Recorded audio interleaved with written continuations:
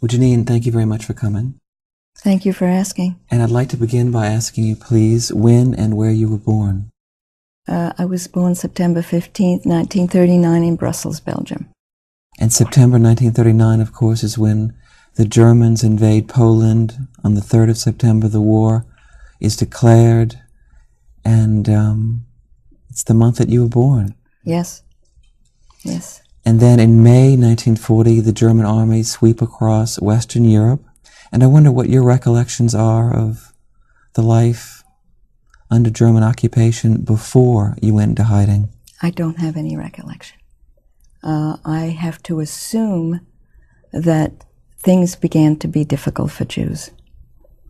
There appeared to be rumors that Jews were being rounded up, and I think that that's probably when plans, at least my father made plans for me. And for your sister and brother? Yes. Well, yes, they were. My sister at the time was bedridden, and so it was very difficult to make plans. But things were in order for me, for my brother, for my mother, and I have to assume for my sister and my father. To go underground? To go into hiding. So it's 1942, the destruction of the Jewish people in 1942 is underway, and your father takes you to a Christian home on the outskirts of Brussels. You take the streetcar. I remember we got off at the last stop, and for a little girl, I remember it was a long walk to this lady's house. And I remember they had a few steps to the doorway, and my father rang the bell, and this lady answered the door, and I believe she had 2 daughters. I'm not sure if I always saw 2, but there was 2 daughters. And my father took me inside, and I remember he had a suitcase, but I hadn't paid much attention to it. And that was the last time I saw my father. And that was the house I stayed in for 2 years. This was the Christian lady. You refer to her as that lady because... I don't know her name. I have no way of thanking her for saving my life. You see, the only people who knew her name, where she lived, was my mother and my father.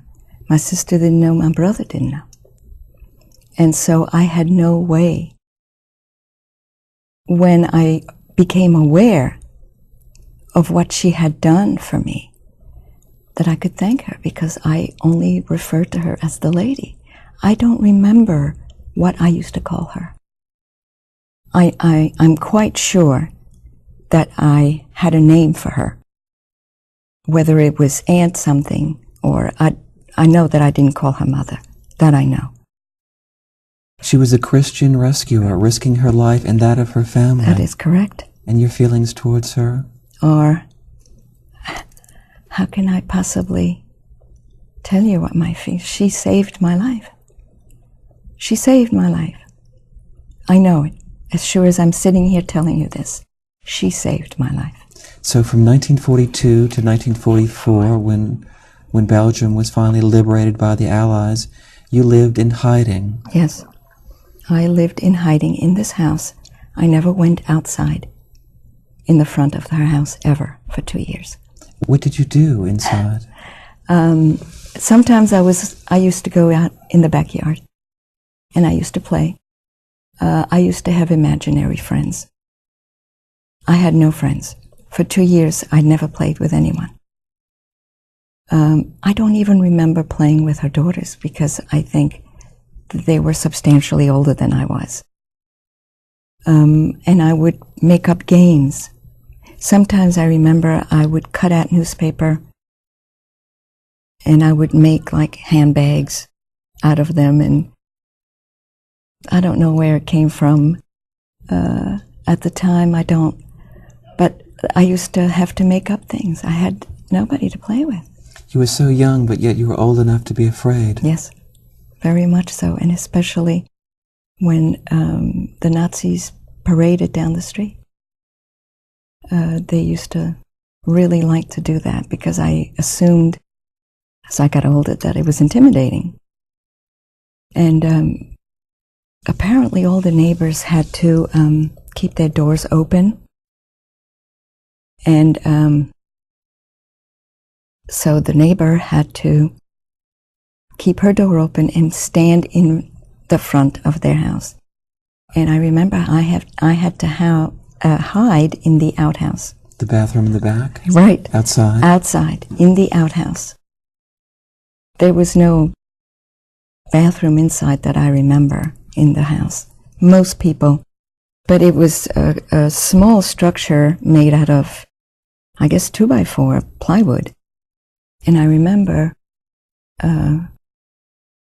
hiding, and there was a crack.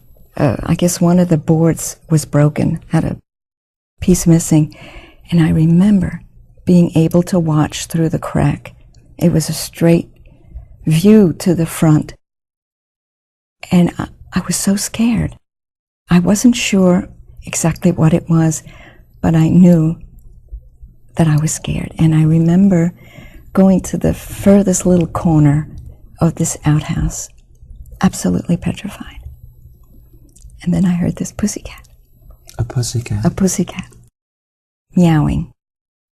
And I had no idea how this pussycat got there. And I remember I crawled out on my hands and knees. And I grabbed the pussycat. And I think I grabbed that pussycat. Number one, I didn't want anything to happen to it. But number two, it was something to hold. I had nobody to make me feel better. I had no one to reassure me that it was going to be okay. So it was, I think I held on to that pussycat for dear life because it was so frightening. And that was my existence for 2 years. And today, so many years later, when you turn on the TV and see a documentary of the Nazis marching down the street, I can't stand it. I really cannot stand it. I literally curse at them. To this day, I curse at them. In French. Your father was arrested by the Gestapo. Yes. He was. And deported to the east, as they said, to Poland, the killing ground, to Auschwitz. Yes. The Gestapo, when they came for him in Brussels that morning, would you describe that, please? Yes. They came at, from what I gather, 5 o'clock. In the morning? In the morning. They woke our next door neighbor. Our streets was attached houses, and all the backyards were connected by a low brick wall. So they woke our neighbors, ran through their house, broke into their house, and jumped over the wall to our house, and broke into our house, and broke down my parents' bedroom door,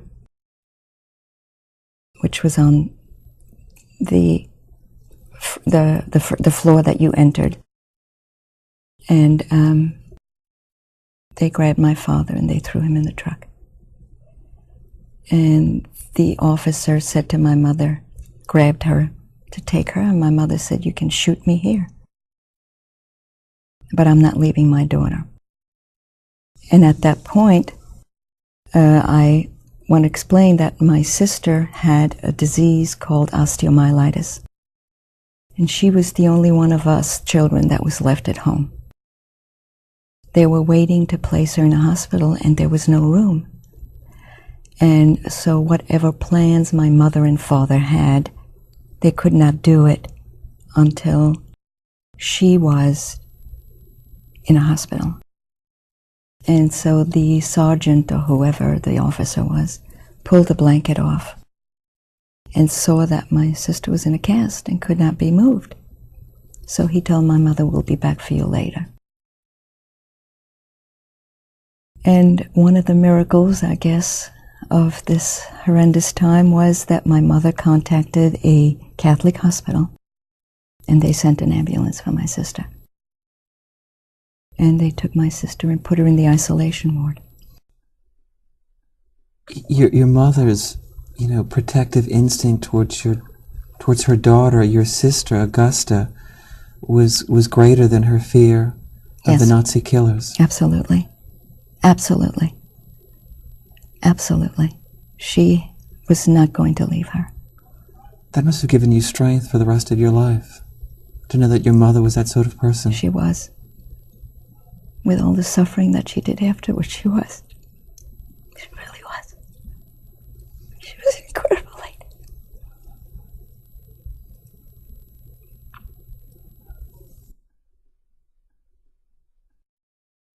Your brother Max also was rescued by Christians. Yes, he was in a Christian home for boys. And he stayed there for the duration of the war. And then after the liberation, found his way back home. Yes. And after the liberation, my mother then came from her hiding place to get me. And my mother hid in a prearranged nursing home in the country. See, my mother got away with not saying that she was Jewish because she didn't appear to be Jewish. Because at that time, most people had the preconceived notion that Jews had dark hair, dark eyes, olive complexion, possibly hook noses. And my mother didn't fit that at all. She was blonde, blue-eyed, fair. So she got a job, prearranged, that she would be a nurse's assistant or a practical nurse in a nursing home. And that's where she hid. Giving the lie to the stereotype. Yes. Do you remember when, in 1944, once Belgium is liberated by the Allies, when your mother came to get you? It was wonderful. And then we went to get my sister. And my poor sister had been immobile in the isolation ward for almost 2 years. So she really had a difficult time walking again. And my poor sister has suffered ever since from the almost forced immobilization, because that saved her life. As well, being placed in an isolation ward, whether the need for her to be that immobile, I don't know. But that saved her life, being kept in the isolation ward, because the Germans, when they needed hospitals, they would take over hospitals in the occupied countries, occupied cities. But the one place they were afraid to go was the isolation ward. You see, and the nuns knew that. And that's why, and they knew she was Jewish. So that's where they hid her. And they wouldn't go in the isolation ward when the Germans needed hospitals, when the Nazis were in need of beds. The one place they refused to go, they were afraid of the isolation ward. They were afraid of disease. Right, exactly. So, also you were reunited with Max, your brother? Yes, he came back to the house. But you have to understand, my brother was 12 years my senior. And he really began to have a life of his own. And got married? He got married very young, yes. He wanted to live. Yes. And because I can't blame him. Right. But there are those agonizing weeks and months when you were waiting. We were waiting for your my father. And we waited and we waited.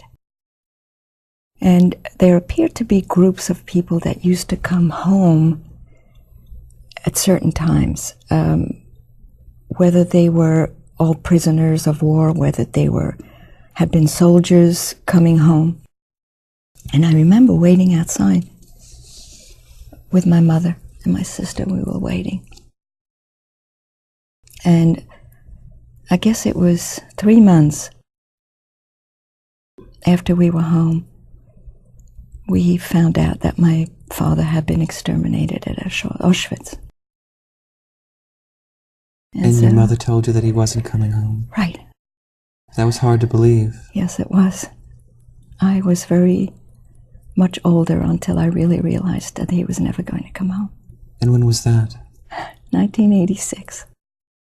I was already living in New Orleans. Mother of 6 children. And I still had these fantasies that my father was alive. It was, I know it was irrational, but I still believed that somehow I was going to drive through City Park, or I was going to walk down the street somewhere, and he would be alive, that he would somehow know that I lived here. Because you had never been to a cemetery, never seen his grave. Right.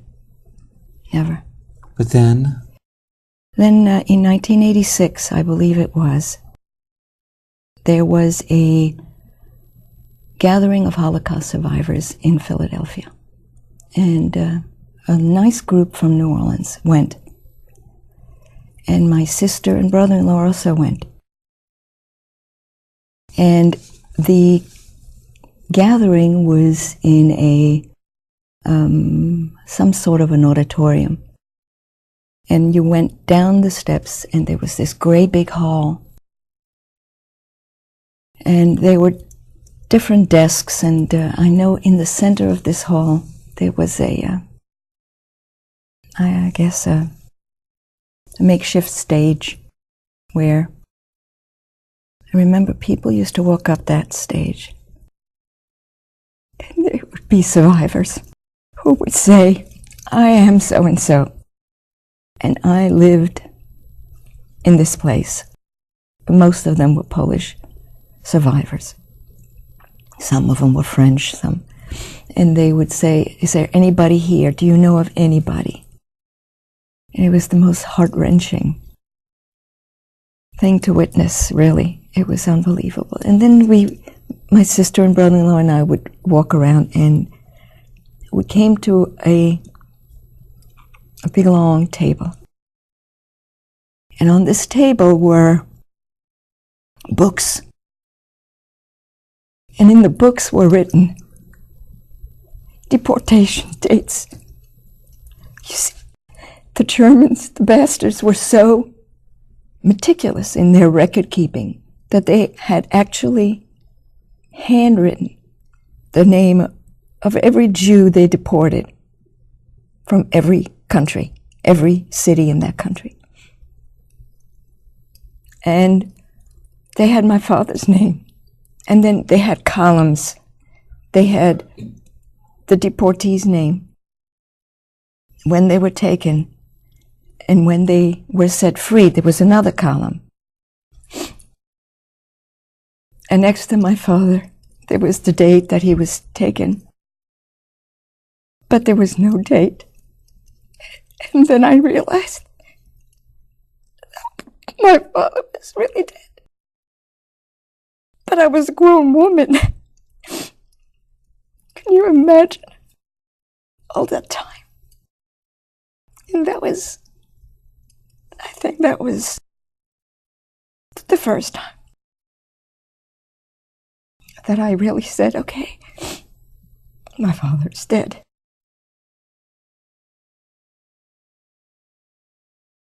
And they did this. They did this. It wasn't one person. No. Oh, no. It was the Nazis. It was the people who hate Jews. It's Belgians. It was Polish. Hungarians. No, it's not one man. He couldn't have done all this by himself. He's not the one who came to take my father. He's not the one who gassed him. You're not the one who threw him in the oven, is it? It's not him. It's all the others. Ordinary people. Yeah, I think so. Absolutely, they're ordinary people. And your feeling towards the Germans today? I can't forgive. I have no way. It's not in me. I know it's not right, maybe. Intellectually, On some level, I understand, but there is no way that I can forgive. I can't. And today, when you watch the evening news and you see human vultures at work in Yugoslavia, and you hear friends, acquaintances say, should we get involved? Oh, how can they possibly doubt the importance of us getting involved in anything that saves other human beings? Because the human beings that are being killed are the same as my father, as the same as so many, simply because they believe something else. And how people have not learned, I can't comprehend. It is very difficult for me to understand how it is impossible to live with someone who believes something else. I cannot understand that. Why does it have to continually be that way? And it is. It's not so much history that repeats itself, but human nature that remains so vexingly the same. That's right. It doesn't change. It doesn't change. And I don't understand. After the war, you didn't observe your religion for a long time. No. No, I did not. I attended a synagogue on the Day of Atonement, on Yom Kippur. I only remember really, I went to a Yiddish school in Belgium. I never denied the fact that I was a Jew, but I don't think I believed in God. Because?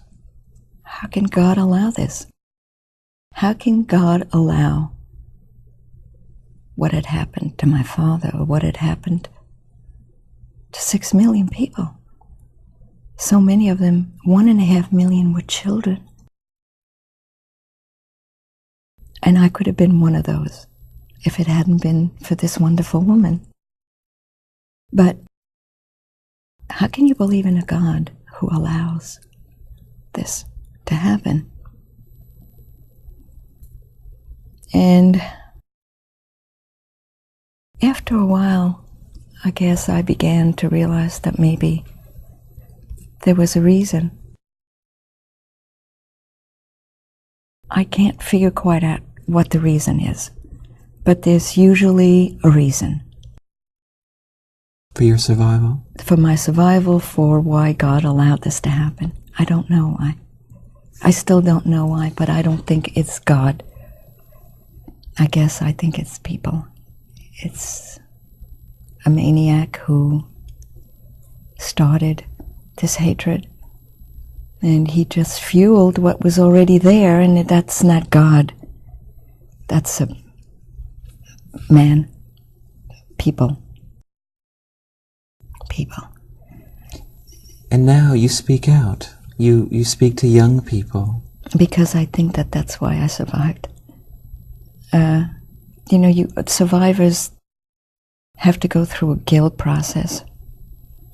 And I guess I used to ask myself, why? Why did I live? Why wasn't I taken with my father? And this is why.